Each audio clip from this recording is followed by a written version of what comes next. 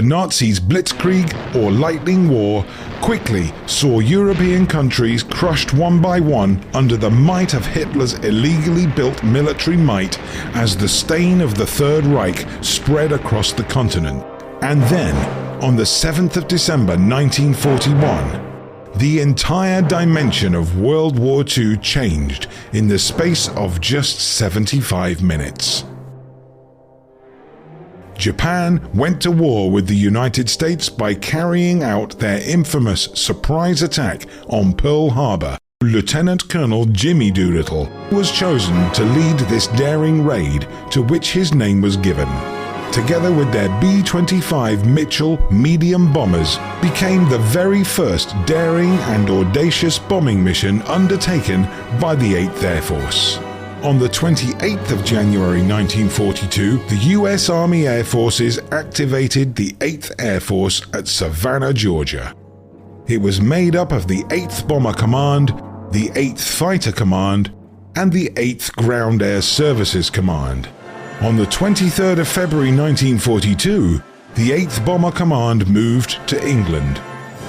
Regular 8th Bomber Group combat operations began on the 17th of August 1942, when the 97th Bombardment Group flew 12 Boeing B-17 Flying Fortresses, attacking the Rouen-Sotteville marshalling yards in France. The 8th Air Force was ready to take the fight to the enemy over the course of what would turn out to be the next 3 years. All that remained was to get the job done.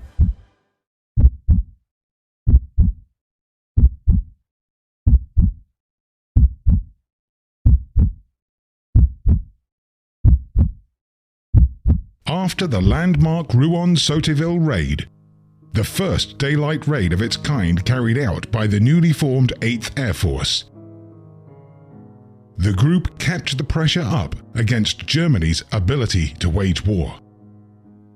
For the remainder of the month of August 1942, they carried out a further 7 raids on targets across France and the Netherlands, quickly establishing their reputation as a fearsome force for freedom against Nazi tyranny.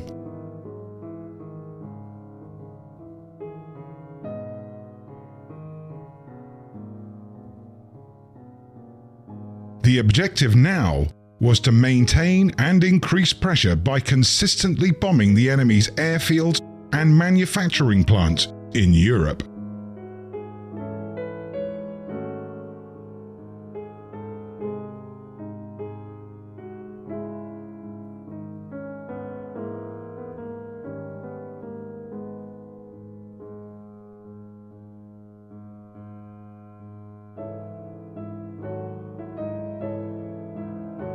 Every week, more planes, more equipment, and more crew arrived in England, enhancing and increasing the power of the mighty 8th.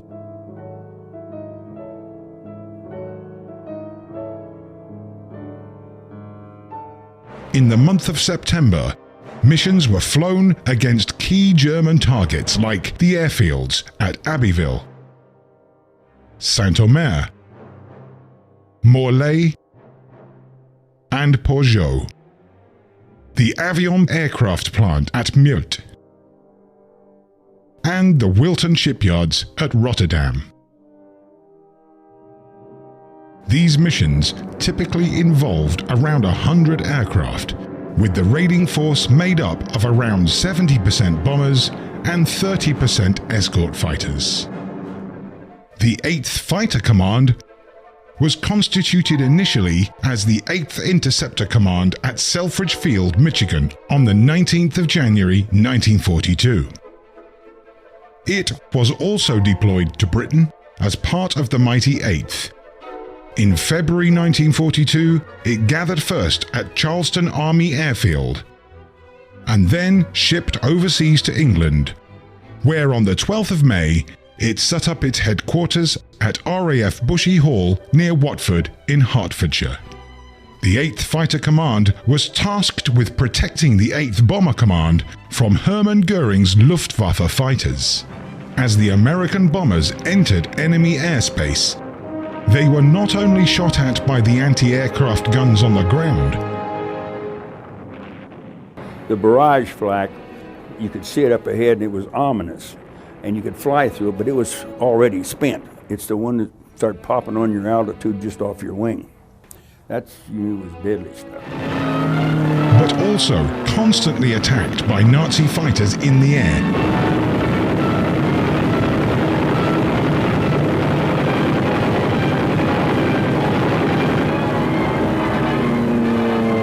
Both on the way to and returning from the target.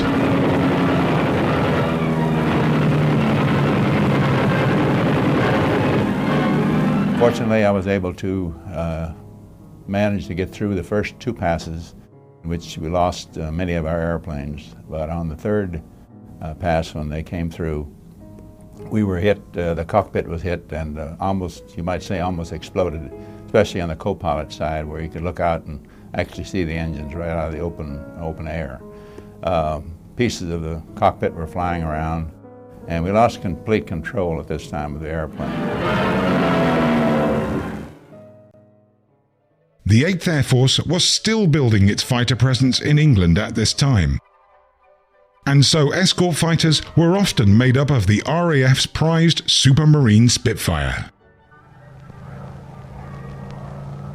The Spitfire was the celebrated warrior of the Battle of Britain in 1940. And by the time the 8th Air Force commenced operations, the newly arrived Mark 9 was more than a match for anything the Germans could put in the skies.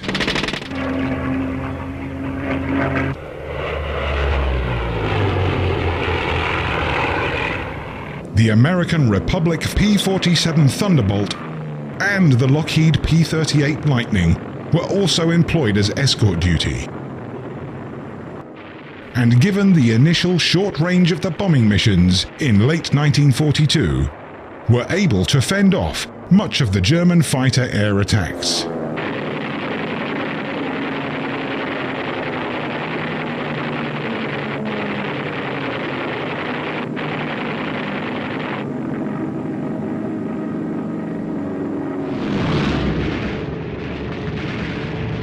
Of all the bombing raids made in September of 1942, only 2 B-17 bombers were lost. This was the 8th Bomber Command's first loss of aircraft in combat. But as the weeks went by, the numbers were to go up. By the time 1943 arrived, the 8th Air Force had flown its 27th mission, suffering the loss of 41 aircraft and reported a total of 245 men killed, wounded, or missing in action. The cost in lives and equipment weighed heavily on the minds of the mighty 8th Commanding Officer Major General Carl Spaatz, as well as 8th Bomb Group Commander James Harold Doolittle, now a Major General, and Brigadier General Frank Hunter, head of the 8th Fighter Command. For they knew it was just the beginning. The 8th Air Force casualties, however, were not confined only to the dead, injured, and captured. I didn't know anybody who didn't believe in what we were doing. We really felt that we had to do the best job, and if we died doing it, a lot of other people had died too, so not to worry about that. The strain on the young men being sent on missions into enemy territory, facing death at every moment, was also taking its toll. In this early part of the air war, the chances of a heavy bomber crew in Europe being lost on a mission were 1 in 10. Once a crew had made it to 10 missions, they were literally on borrowed time. Both mental and physical health began to decline. Left unchecked, this would have had a direct effect on the success of missions and ultimately the war. For the crews, there was no help, no hope, and no end in sight. Limits had to be set. Survival had to be a tangible possibility. And hope had to be preserved. So the Army Air Force introduced a one tour of duty limit. That tour of duty was to be made up of 25 combat missions. After the completion of the 25th mission, the crew would go home, their obligation fulfilled. Things immediately improved, especially as word spread of the first completed tours of 25 missions. Hot stuff was the first B-24 Liberator heavy bomber crew to complete 25 missions on February 7, 1943. Hell's Angels was the first B-17 heavy bomber crew to complete 25 missions on May the 13th. And just 4 days later, on May the 17th, the first heavy bomber aircraft, the Memphis Belle, made history as a United States Army Air Force film crew recorded her last combat mission against the submarine pens in Wilhelmshaven. In just 45 minutes, the courage and heroism of the 10-man crew who flew the B-17 Flying Fortress with the 91st Bombardment Group became forever an inseparable part of the legacy of the mighty 8th and arguably the most famous single military aircraft in history.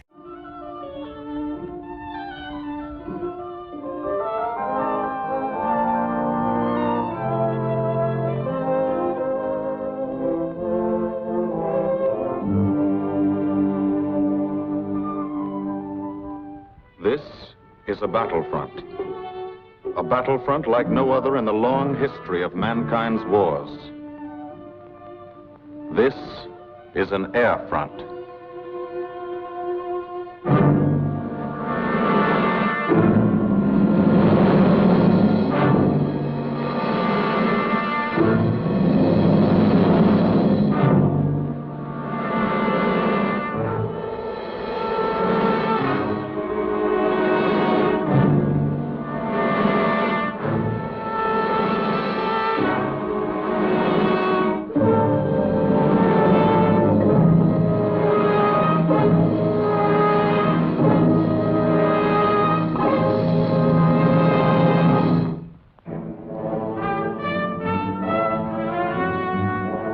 The working day begins, as it will end, with the ground crews, as much a part of the fortress as her wings.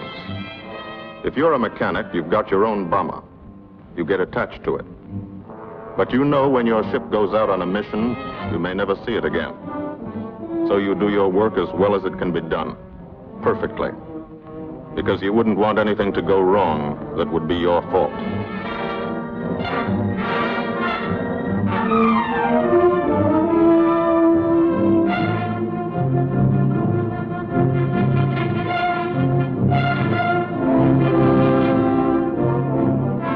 Today, the bombs will be taken from these bomb dumps somewhere in England and delivered to specific points in Wilhelmshaven, Germany.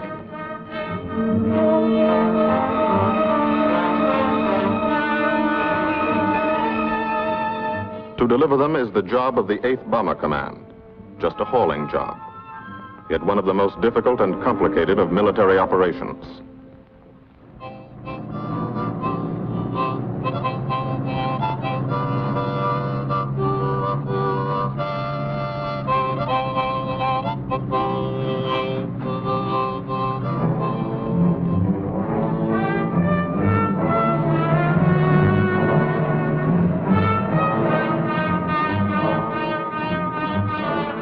General-purpose demolition bombs, impact velocity as high as 750 miles an hour, pierce 5 inches of armor plate, destroy a factory.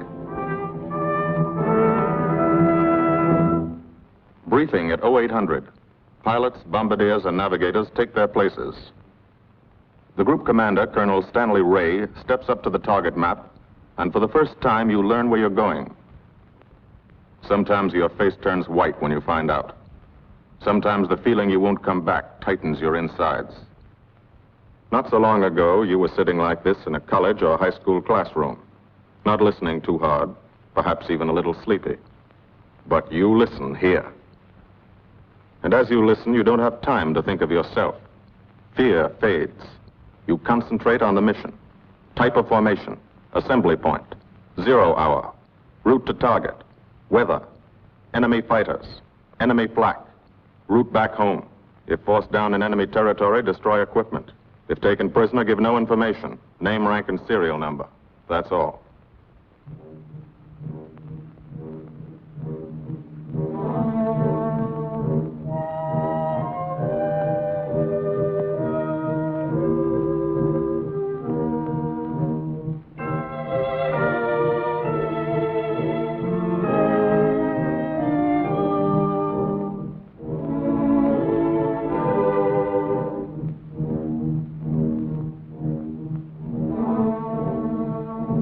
These are the passengers with one-way tickets.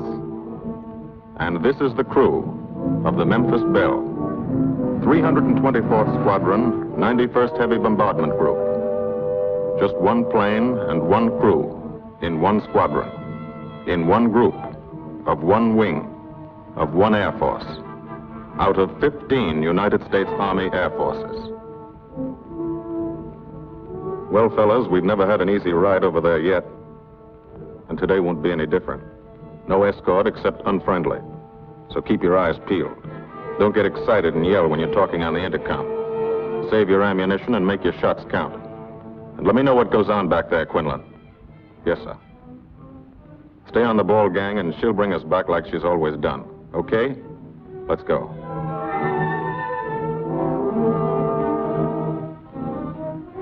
They have completed 24 missions in this, the toughest theater of air war, the big league of sky fighting. Their experience is priceless. And so, if the Memphis Belle comes back this afternoon, they will be sent to bring the vital lessons they have learned to thousands of air crew men in training at home. Home is America.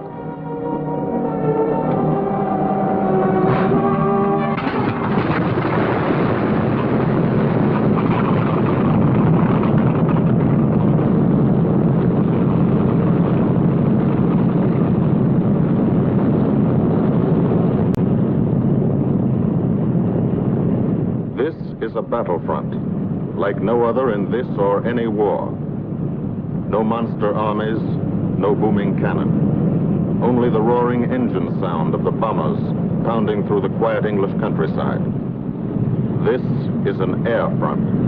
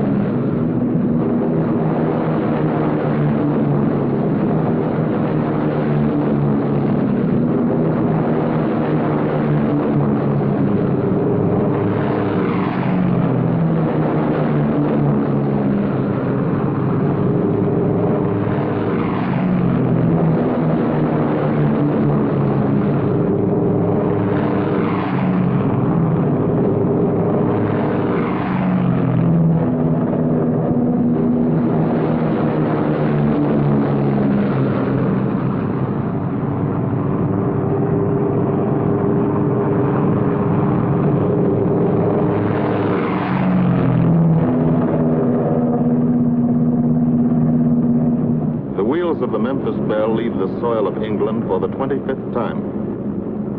The friendly soil of England, with its ordered farms and rural hamlets, its country estates surrounded by formal gardens and well-kept parks. The England these Americans knew only from the classics they had to read in school. The England of the towns and cities, whose people have defended their island's freedom for over 1,000 years. But today, their countryside has changed. Today, their island has been converted into a gigantic bomber field, a super aircraft carrier anchored off the shores of Fortress Europe, with hangars and machine shops, with hundreds of dispersal points, perimeter tracks, and concrete runways. This is England in its 5th year of war.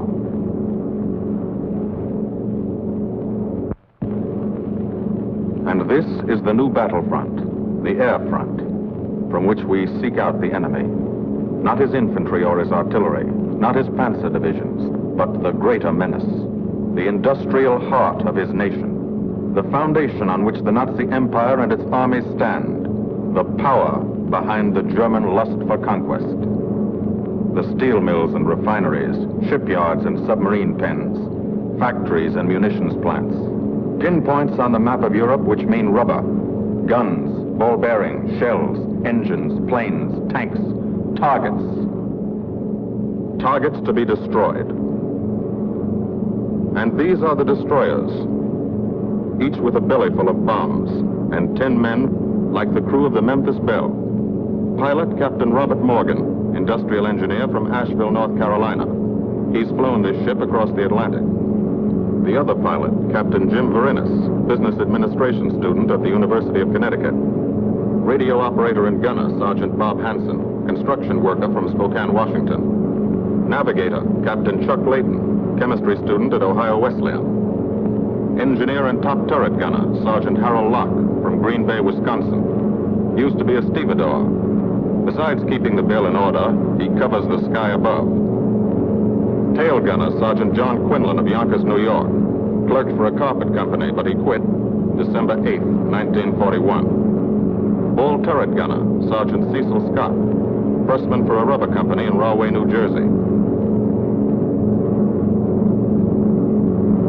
Pilot to crew, 10,000, put on oxygen. They're climbing higher now, 300 feet a minute. The strain on the planes and on the men is mounting. The rest of the crew, Bombardier Captain Vincent Evans, operated a fleet of trucks in Fort Worth, Texas. Waist gunners, on the right, Sergeant Bill Winchell, chemist for a paint company in Chicago. And on the left, Sergeant Tony Nastal, used to repair washing machines in Detroit when he was a kid. Now he's 19 and has 2 Nazi fighters, confirmed.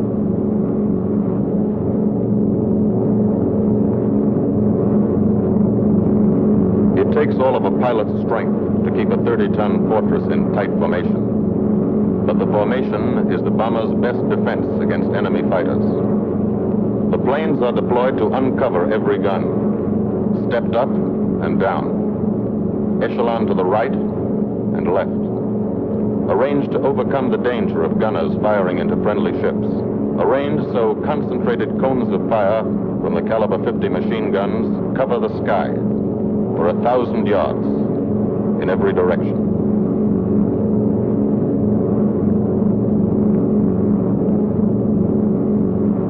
The friendly coast of England slips by below. It doesn't look like much now, but in a few hours when you come back, if you come back, this will be the most beautiful view in the world.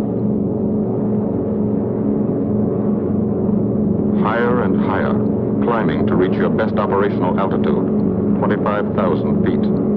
5 miles straight up. So high you can't be seen from the ground with the naked eye. So high that after 1 minute without oxygen, you lose consciousness. After 20 minutes, you're dead.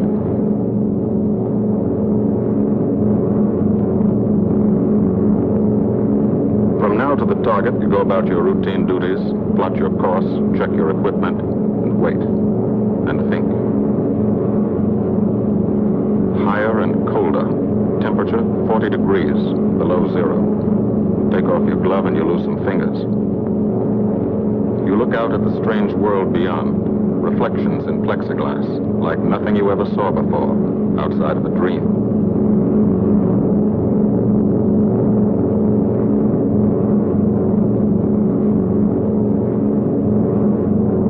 Higher and higher into the lifeless stratosphere, until the exhaust of the engines mixing with the cold, thin air condenses and streams the heavens with vapor trails.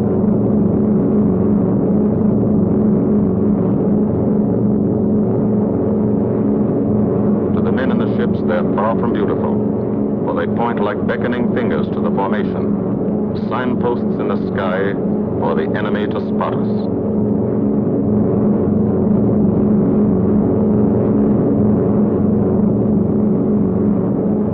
For these bombers to accomplish their mission, a plan is needed. Carefully worked out, timed to the minute. The job is to bomb Wilhelmshaven effectively and economically. The enemy is strong, skillful, determined to stop us.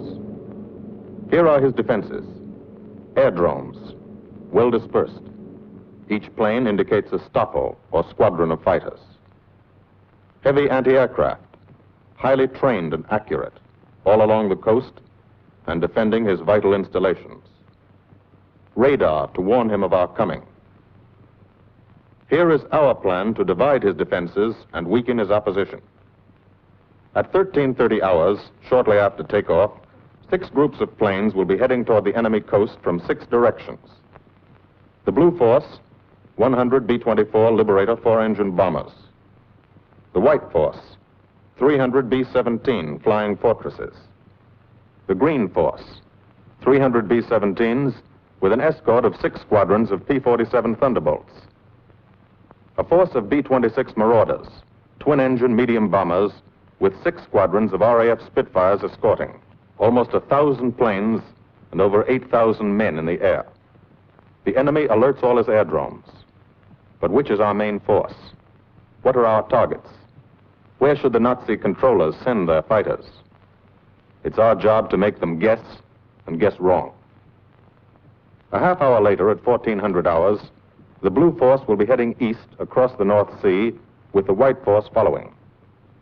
These enemy fighters are tied down, waiting to meet them, and will not be able to attack the Green Force.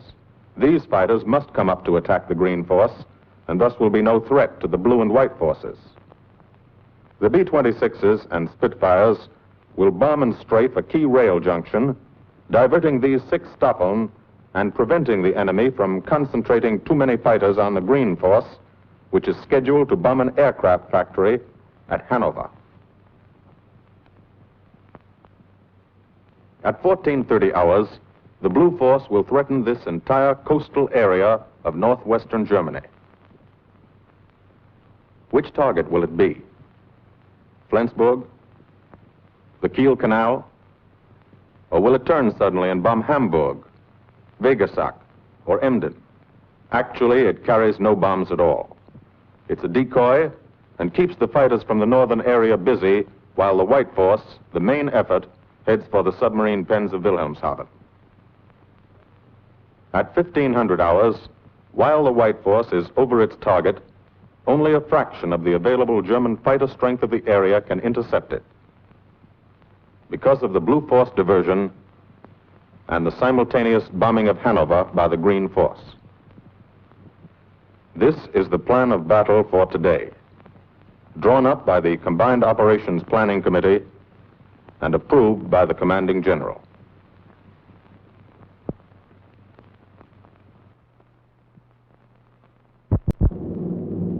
The White Force, lead group, low squadron. We've crossed the invisible line of enemy radar. The Hun is expecting us.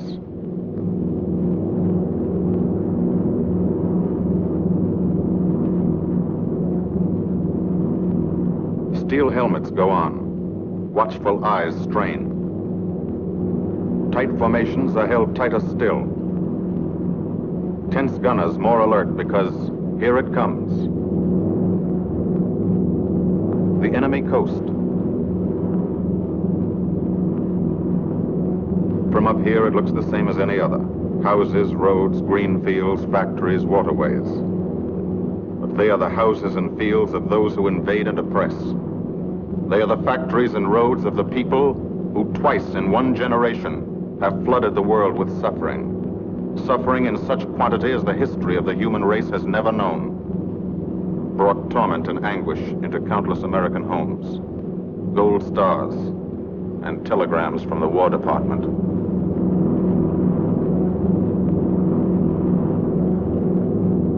The first flak, just harmless-looking, silent puffs of smoke. Only each puff is a shell exploding, throwing shrapnel around the sky. Exactly the range, accurate flak by radio prediction. 5 miles down, Nazi anti-aircraft batteries have calculated the altitude, speed, and course. Where will the next one hit? You try not to be there.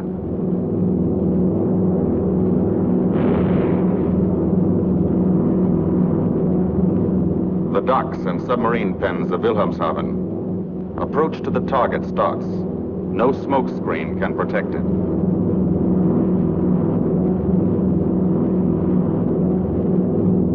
Now the enemy knows the path of your approach and walls that path with a flak barrage, but you fly right through it. Flak so thick you can get out and walk on it.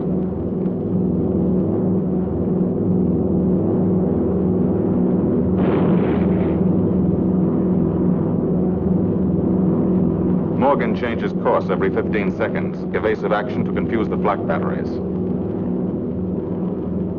Bomb sights set for correct altitude and speed. Bomb bay doors open. The bombing run begins. Pilot to bombardier. Okay, Vin, you've got it. Now Evans flies the Memphis Belle, controlling it through the bomb sight. And now we are most vulnerable. Committed to our bombing run, we can't dodge flak or fighters. Here's the first.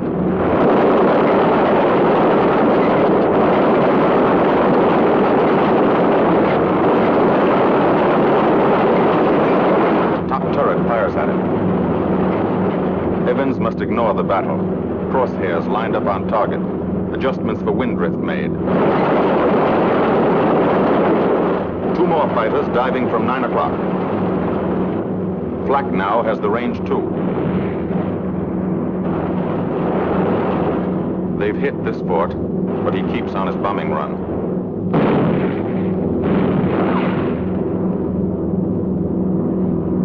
As lead bombardier, Evans's aim must be good. Every other ship in the group will drop its bombs when he drops his. Now one pointer on the bomb site moves toward another stationary pointer. The instant they touch, bombs will release.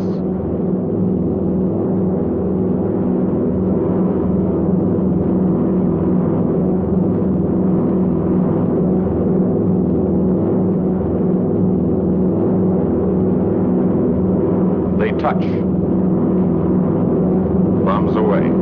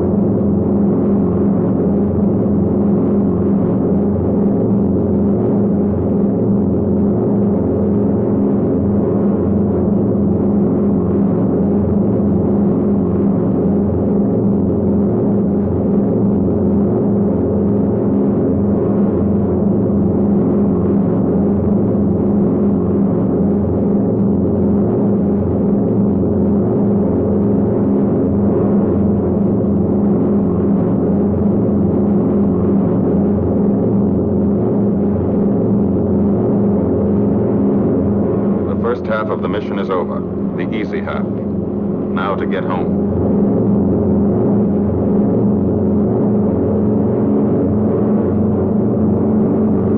The flak stops. That means fighters out there somewhere. A staffel lurking behind that cloud, or hiding up in the sun where the glare blinds you and you can't see them, waiting to dive down on you. Fighters at 6 o'clock. This is what a gunner sees. A speck in the sky. That's a fighter. And then a blink. That means he's firing at you. 2,300 rounds a minute.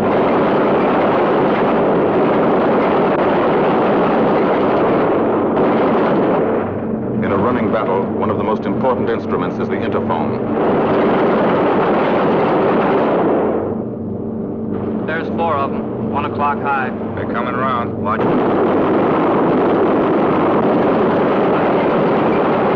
Two fighters, 6 o'clock up, coming in, diving out, Chief. B-17 in trouble out at 2 o'clock, watching. Got an engine on fire.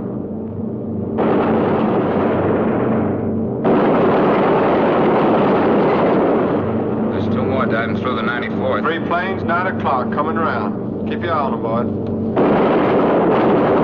Coming around to 10. Watch them, Chuck. Keep your eyes open. Yeah. They're breaking at 11, breaking at 11. I got them. He's coming around underneath at 10 o'clock. I got those 2 at 2 o'clock. Watch them, Scotty. I got my sights on them. Check that B-17, Chuck, 3 o'clock. Motor smoking. Fighters, 10:30, coming around. Those 10:30 upper or lower?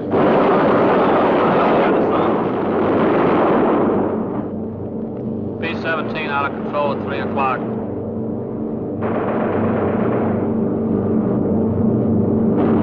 Come on, you guys, get out of that plane. Bail out. There's one. He come out of the bomb bay. Yeah, I see him. There's a tail gunner coming out. Watch out for fighters. Keep your eye on them, Bill. See any parachutes, Quinlan? 2 parachutes open. Flag at 9 o'clock. 8 men still in that B-17. Come on, the rest of you guys. Get out of there. Come on, bail out. So far, There's 3 more shoots. flag, 11 o'clock. Fighters, 6 ME o'clock. 109 at 3 o'clock. Keep after him, Mitchell. I see him. I'm on him. Come on, you son of a bitch.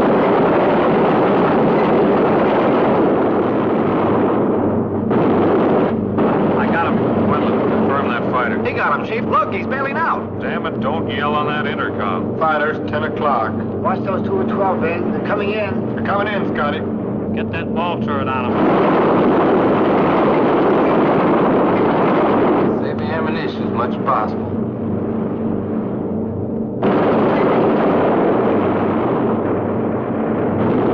Watch that fighter coming in at 3 o'clock.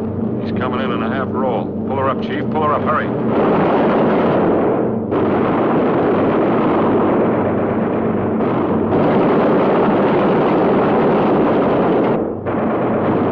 This fortress is hurt. Engine on fire, losing airspeed and altitude, drifting into the flak, alone and helpless, a straggler. In a minute, Nazi fighters will swarm in like buzzards for the kill. You can watch, but you can't go down to help. You keep your formation.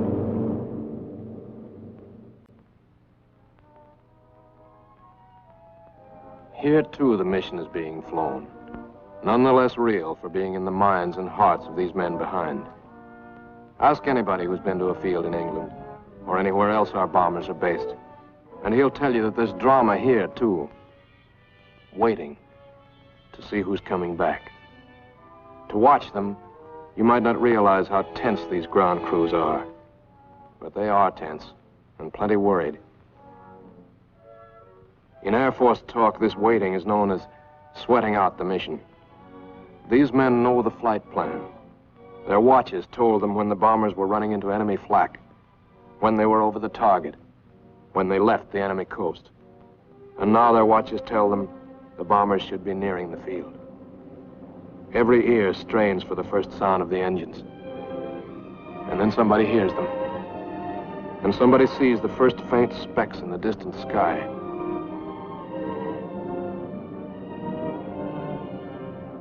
Every face turns to see and count. The watchers try to read the numbers on the ships. These planes have priority to land first. The colored flares mean wounded aboard. In the hospital window, these watching men know what that means. They know what it feels like to lie on a bouncing fortress floor for hundreds of miles through the frozen stratosphere in great pain, with the other men in your crew fighting to keep you alive until they hit the field. The field. Home. It'll be okay then, because there'll be medical care. The best, as soon as the wheels of your plane stop rolling.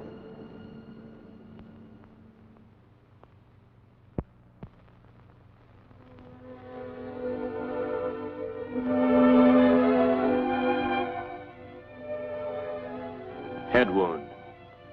Concussion. 20-millimeter cannon shell exploded in his radio compartment. Shock. Internal injuries. He'll be all right, though. Flak burst scattered flying shrapnel. He's full of steel splinters. This pilot's leg is not a pretty sight. Neither are the docks at Wilhelmshaven. These men will all get the Purple Heart. And this man, too, posthumously.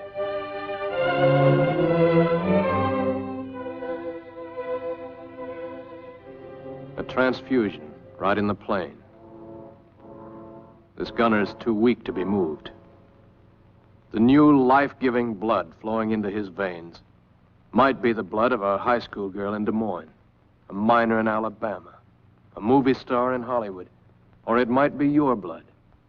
Whoever it is, thanks. 29 planes back, so far.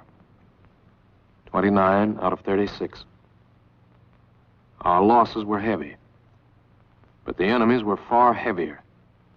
We destroyed a German aircraft factory, a rail junction, submarine pens, docks, and harbor installations. That's specific, known damage.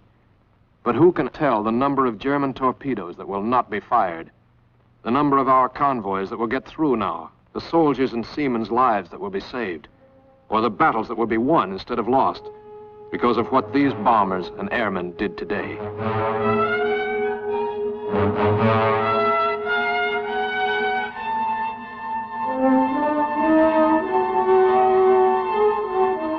Pilot and tail gunner. They can laugh now. Fire on the inboard engine did this. Flames streaked back and burned the stabilizer, too. Another crew luck brought back.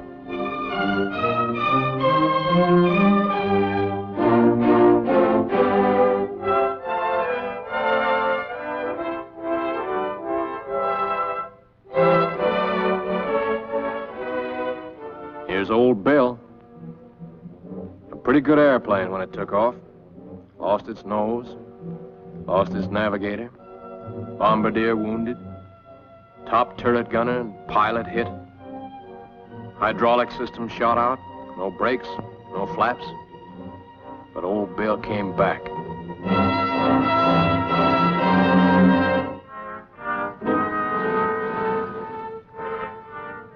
Now, among the returned crew members, talk flows like a river, talking out every detail of the mission. These are the faces of combat, faces of Americans who have watched their comrades die, faces that can never forget the enemy, and they're in no mood to have their picture taken.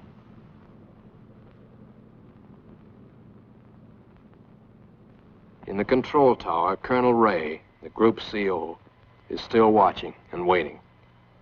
And then he spots the last flight. 3 more planes. And one of them is the ship everyone has been pulling for. The Memphis Belle. The last few miles of this trip have been a joyride. The strain is over. They can leave their guns now. Now they know they're going to go home. To Spokane, Green Bay, Asheville, Detroit, Chicago, Fort Worth, and Yonkers.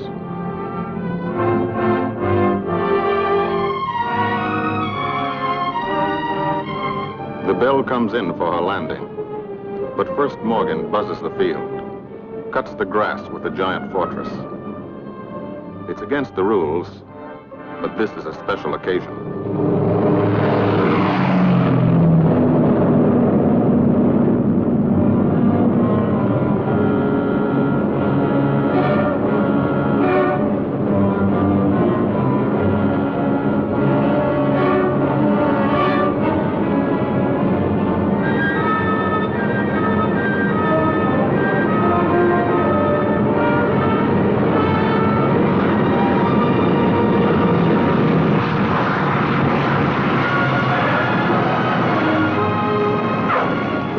The Memphis Belle come back to the soil of England for the 25th time.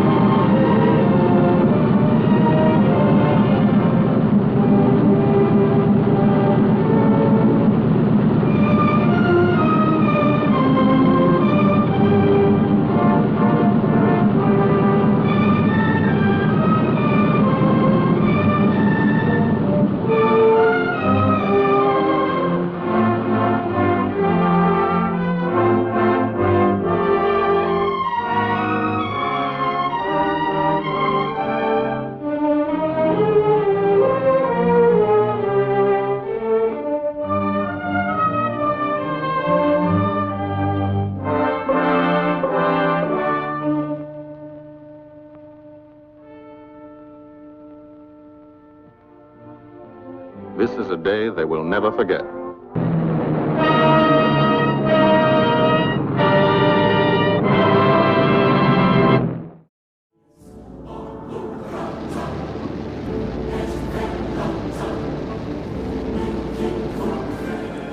I always marveled at the fact that I could look back and see as many as 1,000 bombers behind me. And I could never fathom that many people were following me into combat.